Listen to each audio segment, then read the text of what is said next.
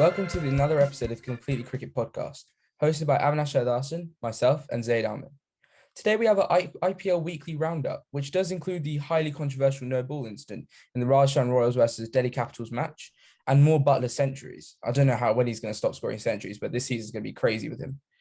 After that, we'll be doing something new. We'll be reviewing and rating the performances of the top 10 most expensive signings in the 2022 IPL mega auction. It's sort of the middle of the season, so I think it's the right time just to do a review of them. And there have been a big difference in performances. Some have performed horribly, some performed actually really well. These two segments of the episode will be separate videos on YouTube. If you do enjoy the Completely Cricket Podcast and the content that we publish, please do check out our website and also like, subscribe, and share this video. It really does help us. Without further ado, let's get started. So I think we'll start with IPL standings. It's actually sort of solidified now. I think the top four has become more cemented, and then now there's not really like a group of like 5-6 teams on the same score. But top four at the moment, there's Gujarat Titans in first, Sunrisers Hyderabad in second, Rajasthan Royals in third, Lucknow Super Giants in fourth. And that's pretty much the top four. With RCB are close behind, drawing the same amount of points with Lucknow Super Giants, just behind on net run rate by quite a bit.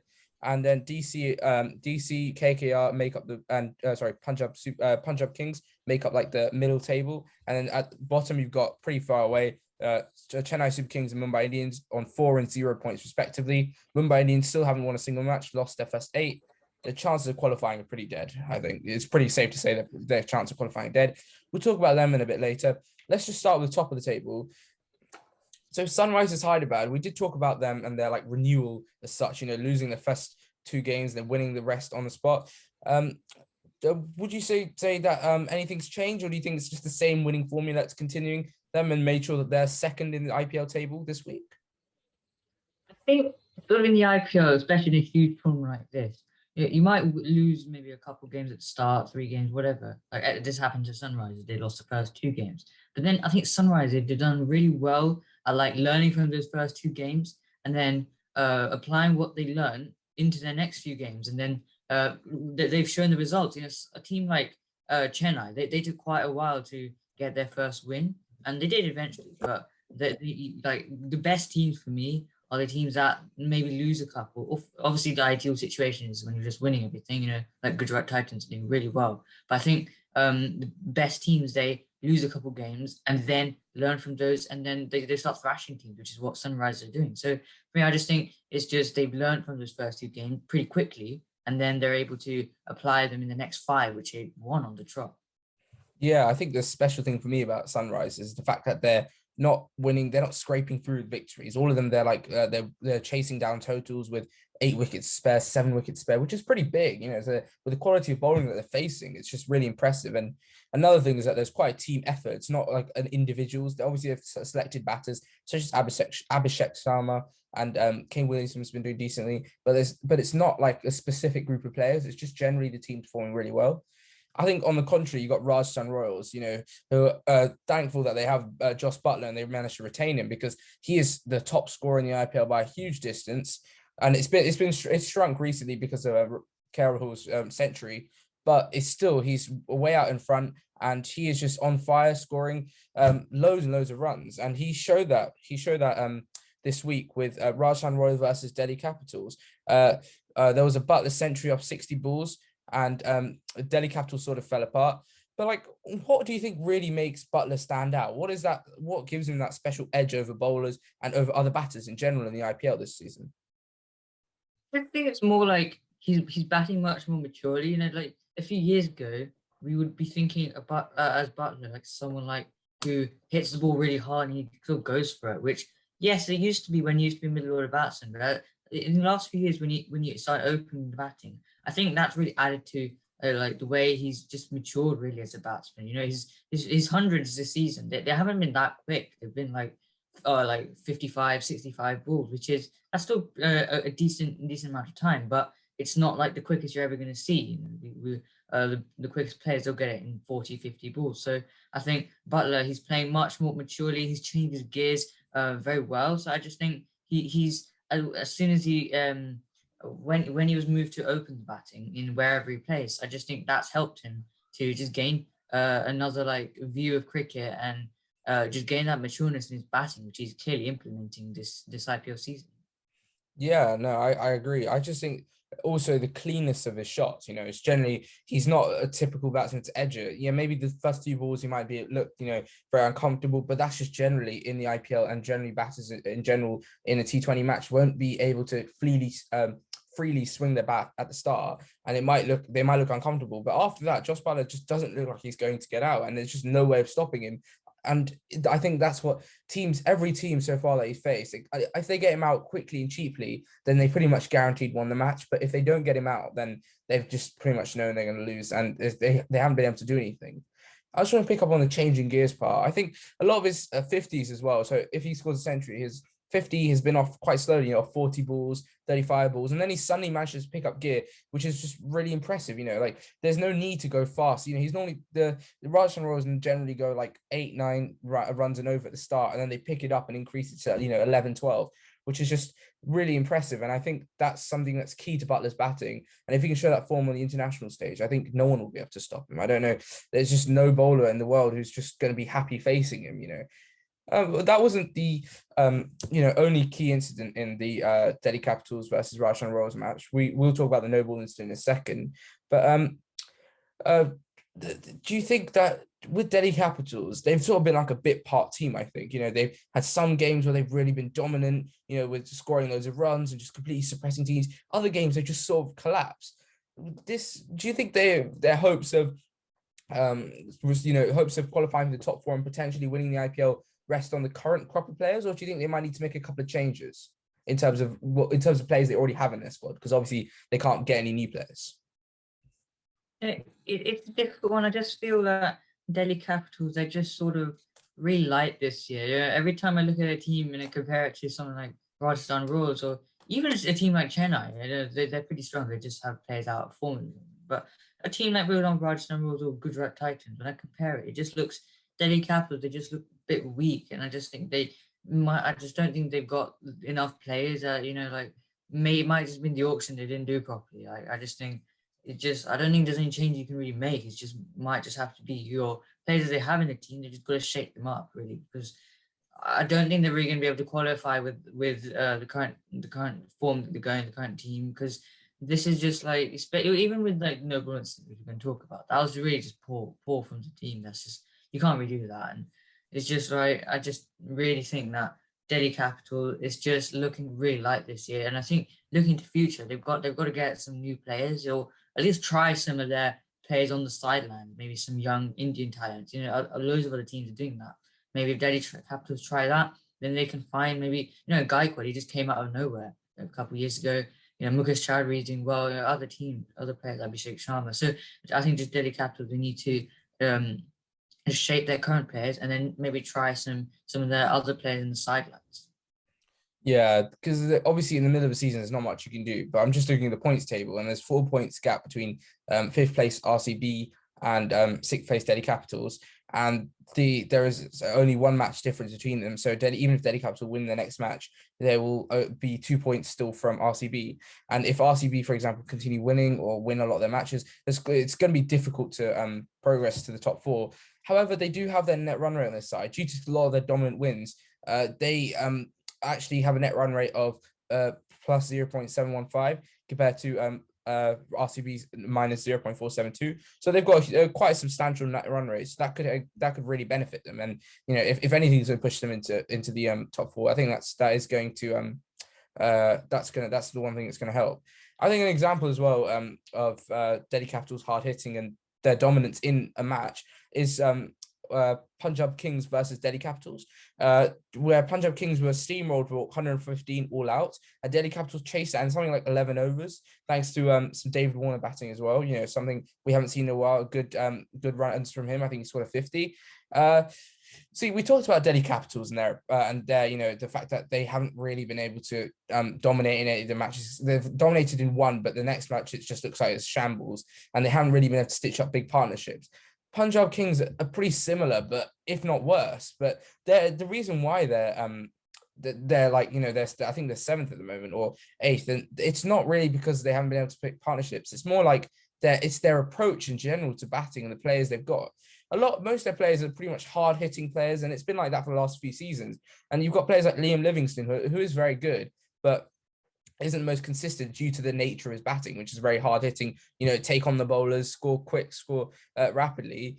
Do you think that they're, by the time they realize they're losing wickets like quickly, there's just no hope because they haven't got enough batsmen left? Or do you think that it's just more like, batsmen out of form, or is it really the mentality and the group of players, or is it the fact that they're just out of form?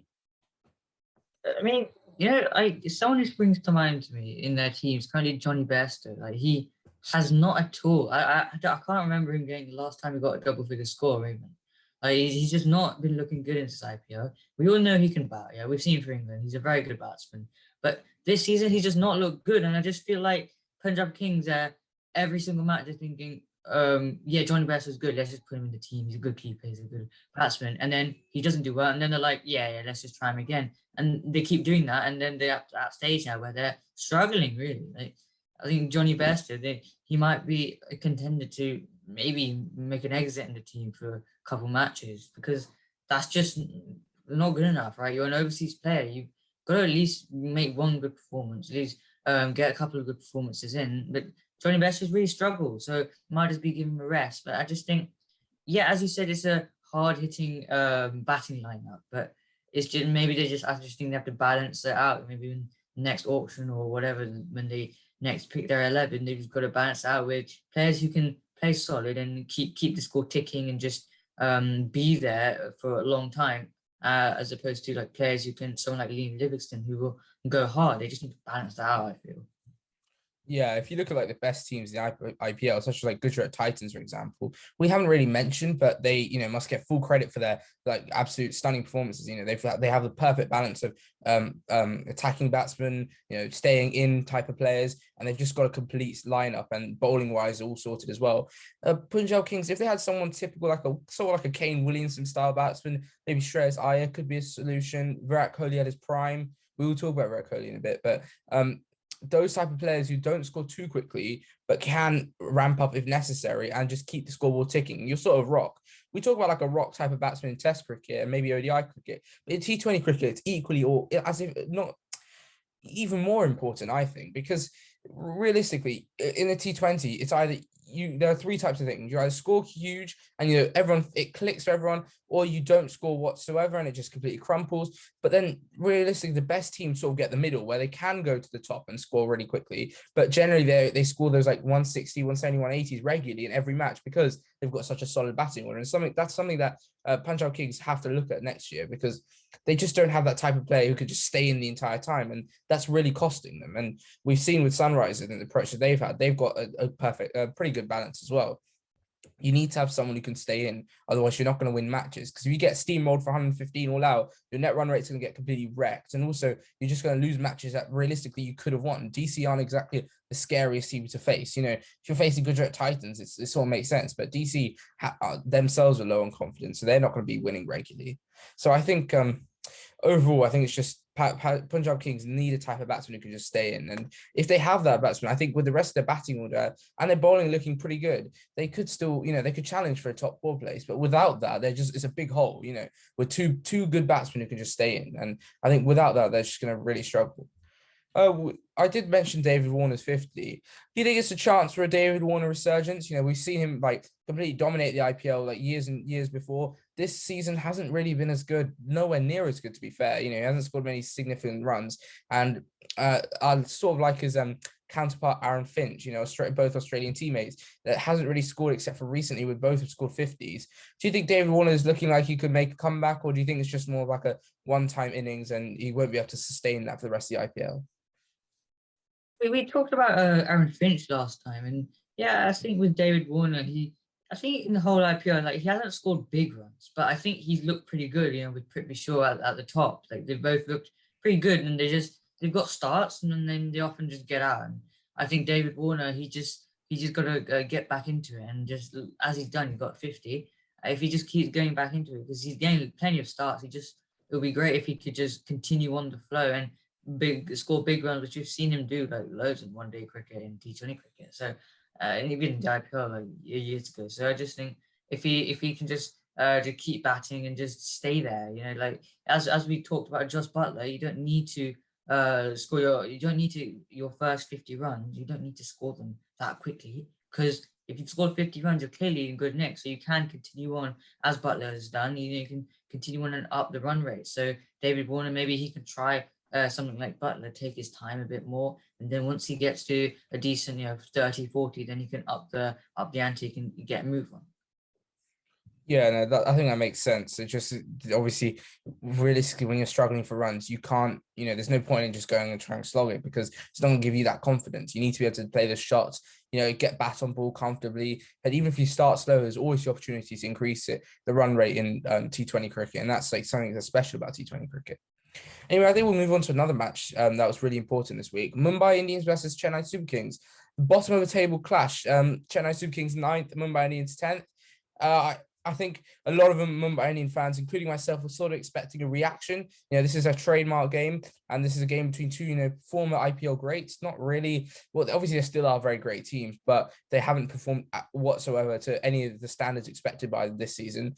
And in the end, it was CSK were the winners, and that was primarily due to MS Dhoni trademark finishing, 17 runs from 5 overs needed, and he was stunning. And it was beautiful, and for MI fans, it would have crushed their hearts. But it was some good batting, and it was just a classic MS Dhoni.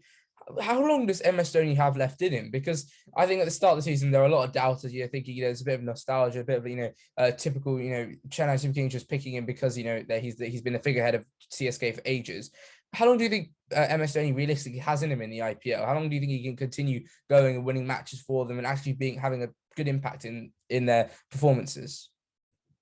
For me, I just think it really comes down to what he wants, because like Dhoni, he's got like the mental side of it. He's got the mind to be able to go on for ages. I'm sure like he has the physique to be able to go on for ages. Like we've seen him time and time again. Everyone questions him at the end of IPL, at the beginning of the IPL season. Once an IPL season finishes, and then we see him still do well, and that's what's happened this season. He's done pretty well. He's doing his job of a finisher. Like we've seen him for many, many years now. He's literally called the finisher. So I think for me, it's just down to what he wants. Like a lot of people would have said last year when Chennai won the IPL, and then a lot of people said maybe that's the right time for Dhoni to finish off his career. But clearly not. Maybe he still thinks he's got a couple of years left in him. I just think him playing this year is just a sign that he wants to keep going for at least 1 or 2 years more. So I just think it just really comes down to what he wants and what he feels is best for him. Yeah, I think that's fair. But if we put the timeline on, I think he could probably do maybe 2 more seasons after this. But I think that's probably a push. Maybe 1 more season after this. I don't. If he bows out after this season, you can't blame him for this season. I think he did give up the captaincy. He has been doing his part of the role. His run, his strike rate, especially this season, has really impressed me, considering last season wasn't the best strike rate. I think he was scoring too slowly, wasn't really doing his role. This season has been a lot better. I think 2 years. This season, maybe next season is probably it. I think realistically, you can't expect him to play forever. As a batter, especially in IPL, he's not playing international cricket. He has more time to train, but also, there comes a point where cricketers sort of lost that, hunger to keep playing. There's not really much left to achieve. And if they can win the IPL next season, I think that's the best way to go out. In terms of Mumbai Indians, their batting woes still continue. It doesn't look like it's stopped. It's been 8 matches, and each of those 8 matches has been losses, and a lot of the 8 matches have just been under par totals, 150, 60s. This is the IPL, a lot of the pitches are perfect for smashing, it's perfect for scoring 200 plus. Yet we haven't seen that from Mumbai Indians. Also, do you think I think there's been quite a bit of a lack of, in terms of bowling, a lack of responsibility in terms of like this last over, 17 from 6 was needed, I think it was, or 18 from 6. And I think it was an ad-cap bowling? I think it was an ad-cap bowling. Yeah, and he managed to land 17 runs from, or 18 runs from 6 balls. What is going on with the Mumbai Indians today? Like, how can a bowler, an experienced bowler like Virat Kohli, who's played loads of T20s and played in the IPL, how can he let 18 runs in an over and just look clueless? Do you think a specific element to his bowling, or the selection of what balls he bowled that could have influenced it, or what do you think? What do you think the issue is in terms of the bowling of Mumbai's bowling and death overs? I just think it's like you lose matches, you keep losing matches, and then you just lost it. You can't like they're probably going through some mental. It's tough, Like not everyone is. Everyone's trying, obviously. Like they want to win, but I think like they just had enough. Really, it's just 8 matches. You've lost all of them, and it's just really difficult on MI. But it's just right. Like I've never been an MI fan, but it's just getting boring for me now. It's just not good enough. And Mumbai, I mean, they just got to get through the season. I think mathematically, I don't think they can win anymore. I don't. There's just been some stuff about it, but let's face it, they're not going to qualify this year. They've just got to look at next year now. Really, they've just got to look at who can play next year for them. They've got to try get players like Rashan back into form. And they can't. There's no point looking at this year. They've just got to keep going and look for next year because, like, I'm just speechless. Really, like how can you lose 8 out of 8 matches? I know. And it's sort of looking like, I think the minimum, the least points in a season was 4. I think it was at 2 wins. I don't even think Mumbai are going to beat that. It's just looking like they're going to win maximum 2 games in the season. And I think it's just a general all round is not bad performances.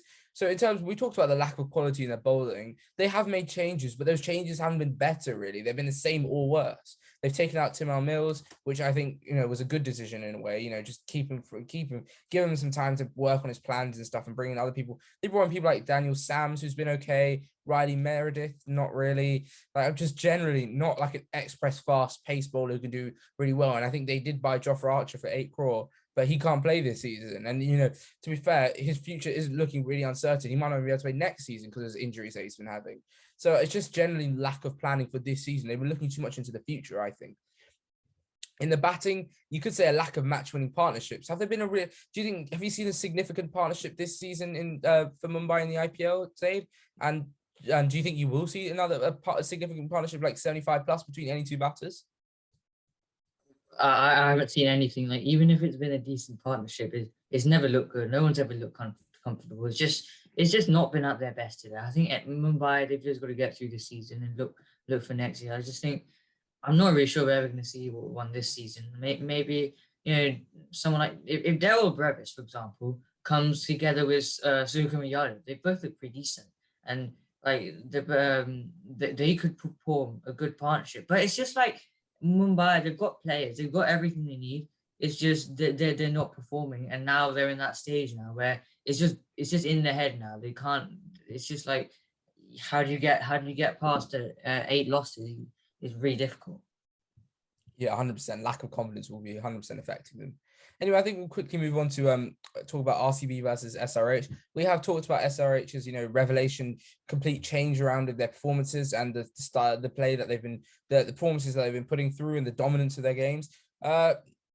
This one was just ridiculous because I just think RCB is so much better than that. I think it was like 68 all out or something, the 4th all-time lowest score in the IPL, and SRH chasing that down with I think they chased it down in 9 overs or something like that. So they had a much superior run rate, and that's just generally the way that SRH have been doing.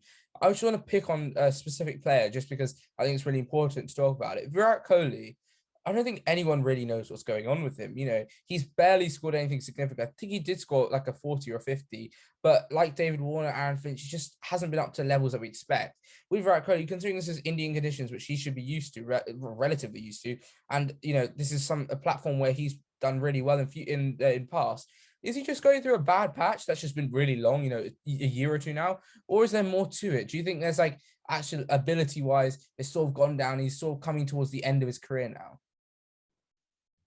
I mean, I don't think he's at the end of his career. He's still got plenty of years in him. But I just think a few days ago, I saw on social media there was something about Ravi Shastri, and he was saying that Kohli needs to have a break. A few months, doesn't matter when it is, but in the next year he's got to have some sort of break because especially India, they want to. He's still got 5-6 years in him, but India, Ravi Shastri especially, he wants that. Kohli can just have a break now, and then maybe after this IPO, for example, just after this IPO, maybe after the England series, whatever. But he just needs to have a break and take some time off cricket just for a couple of months, so he can just come back refreshed. Because I just think he's going through a bad patch. I don't think he's at the end of his career. Definitely, I just think he's still got some years. He's some years to go. I just think he needs to. Maybe it's just too much going on in his life, but I just think I agree with Robbie Shastri. He's got to have a break sometime soon, and he's just got to come back refreshed because we all know he can perform. He's a great player, but I just think he's got to have a break. Yeah, I just want to pick on a couple of things in that. Start off with Ravi Shastri. I'm pretty sure Virat Kohli's sort of downfall as such, his bad period did go on while Ravi Shastri was, head coach of India. Do you not think Ravi Shastri, if he thinks all this, do you not think he should have just given Virat Kohli a small break, while he was as the head coach, just to, because obviously if he thinks that, he could have done that, and then that might have made sure his performances post the Ravi Shastri era would have been quite a lot better. Do you think that would have helped? It's an interesting point, honestly, because sometimes what we see, I think, especially with coaches or managing staff, they say stuff, but they don't actually do any of it. When we saw when we had Chris Silverwood and Ashley Giles sacked a long time ago, I think it was Ashley Giles we looked at just briefly. Just saying we saw that Ashley Giles, he made some comment, and then I'm not going to go into detail, but he made some comment, and then he never actually did it. So he might just be a little bit of that. I don't know why really it's an interesting one. It's just I just think if Shastri had done that, then it probably would have helped Kohli. Maybe it might have been you just if he could have missed this IPO really. That was an option. He could have missed this IPO. It wasn't going to be the end of the world if he misses one IPO or after whenever. But he just got to have a break.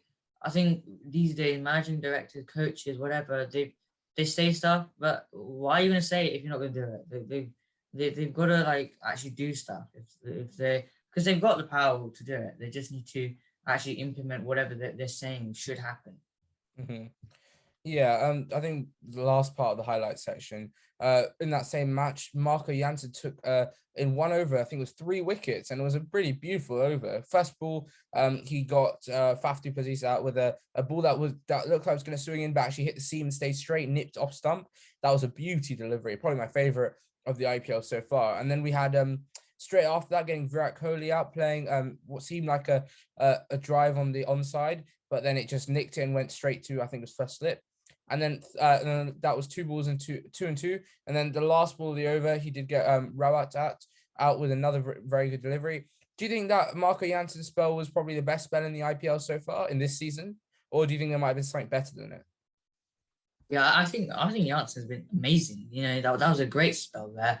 I just think what we're seeing now in T20 cricket is a bit more of line and length, like test match bowling. Someone like Josh Hazelwood, he does that, and Mark Jansen's doing as well. It's just lovely. It's not all. It doesn't all have to be about Yorkers or bouncers or big helicopter shots, whatever. It's just line and length. It works, and I think the Tata new ball, the commentators call it, they've been seeing lots of swing with it. So I think Mark Jansen uses that very well. Someone like him, Josh Hazelwood. But for me, Mark Jansen, that was the best player of the IPL. 3 with this one over. Just absolutely beautiful. Yeah, no, I think that's fair. We do talk about this in our IPL Weekly Roundup article on the Complete Cricket website. I'll link that in the description of the YouTube video, and on podcast platforms it will be in the description below. Yeah, you can have a look at that. We talk about the standout performances, including Josh Hazelwood. I think it's 4 for 20 or 4 overs, and it was pretty much consistent line length. It was a very good spell from him. We also talk about Marco Jansen in a bit more detail. Let's go on to predictions very quickly. RCB versus Rajasthan tomorrow, Tuesday 26th. I'm sort of I think most people can say Rajasthan, but I think RCB are probably for me, just because I hope they can react, and they have reacted to harsh losses, and they reacted well. And if they can stitch up a good partnership and get Jos Buttler out early, which is the main key thing. Jos Buttler's the one batsman Rajasthan that just generally looks consistent, and he gives them a good platform for the rest to score. So if they get him out early, then RCB are well in chance to win. Who do you think's going to win that match? I think it's going to be Rajasthan Royals, really, because I think even if Josh Buttler gets out, obviously you can say the opponent has got a huge opportunity there to win. But I just think just recently we saw Devdutt Padikkar, he had a good innings. Samson's been looking pretty good. So I think some other players are coming up, but I just think overall, I think Rajasthan Royals are just looking better. Fair enough. Gujarat Titans versus Sunrisers Hyderabad on Wednesday. This is looking like a very good match. Gujarat being top of the table, Sunrisers being second. Honestly, this really, for me, depends on whether Sunrisers bowls first or bats first. They've won every match that they've bowled first so far, I think, or at least in the last 5 matches. Every match they've bowled first, they've won. So even though I think it's probably like a 60-40 to Gujarat, however, because Gujarat have just been so dominant, whether bowling first, batting first. The bowling, batting's been really good, fielding's been really good. So they've just generally been consistent. I think they have the right balance. If they can maintain that, then I think Gujarat are going to win this match. Who do you think is going to win this match today? I'm going to go with Gujarat Titans, but having said that, I think if Sunrisers, they choose to bowl first, or they're able to bowl first, I think that Sunrisers, they've got a huge opportunity there to do what they've done for the past 5 games, which is chasing, which is amazing, which is what they've done. So I think if they bowl first, they've got an excellent chance. But overall, I think I agree with you, 60-40, sort of, I think Gujarat Titans. Yeah, match 41, Thursday, 20th of April. That is DC, Delhi Capitals versus KKR, which is the Kolkata Knight Riders. This is tough because it's sort of mid-table teams. Kolkata have lost, I think, their last 3 or 4. They're in worse form, so I'm just going to go with DC. Hopefully, after a tight game against Rajasthan Royals, where they only lost by, I think, 10 runs, I think they're well more than capable of putting a big total. So DC are the winners for me. Who do you think is going to win this one, Zay? Yeah, same. DC, they're both like not looking amazing really, but KKR, they've just lost 2 million on the trot. I think DC, they're in a little bit more confidence than KKR. I think it's got to be DC. Next one's on Friday is Punjab Kings versus Lucknow Super Giants. Lucknow Super Giants, initially my favourites of the season. This is just before the season, the IPL started, and I still think they have a chance of winning. However, they've sort of become a bit more inconsistent, win one, lose one, win one. So they've got to sort that out, and I think they can easily sort that out against the Punjab Kings team lacking in batting confidence. So I think Lucknow are going to win this one. Who do you think is going to win this match, Said? Yeah, I agree with you. Lucknow, definitely. Yeah, Punjab Kings, we talked about them. They just haven't really looked too good. They're a good team, but I think Lucknow overall they're stronger. Like Quincy Hawk, he's not looked great, but if he can fire, then they're in a good position. Kel Rahul, he's looked very good. So I think Lucknow are doing better. Cool. Next is Gujarat Titans versus RCB on Saturday, 30th of April. That is going to be an interesting one.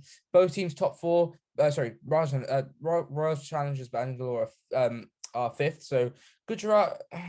I think Gujarat are going to win this one. I think, it really depends on whether RCB win the previous match that we're talking about. But I think Gujarat, if we look at from looking now, Gujarat look like the ones they're going to win. How about you, Zaid? What do you think?